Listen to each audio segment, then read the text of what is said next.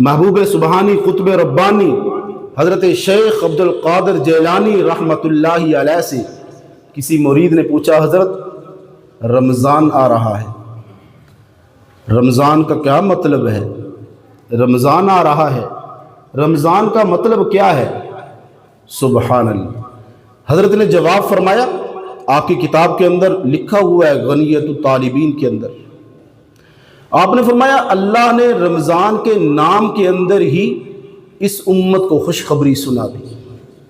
رمضان کی راہ میں اللہ کی رحمت ہے، رمضان کی میم میں اللہ کی مغفرت ہے، رمضان کے زاد میں جنت کی ضمانت ہے، رمضان کے الف میں انس و الفت اور محبت ہے، رمضان کے نون میں نورانیت ہے۔ جو بندہ رمضان کے روزے رکھتا ہے اللہ کی رحمت کو بھی سمیٹتا ہے، جو رمضان کے روزے رکھتا ہے اللہ کی طرف سے مغفرت کا بھی اعلان ہو جاتا ہے۔ جو بندہ رمضان کے روزے رکھتا ہے اس کا دل بھی پاکیزہ ہو کر محبت بھر جاتی ہے۔ جو بندہ رمضان کے روزے رکھتا ہے اس کا چہرہ اور دل بھی منور ہو جاتا ہے، یہاں تک کہ جو رمضان کے روزے رکھتا ہے اللہ اس کی بخشش کا بھی اعلان فرما دیتے ہیں۔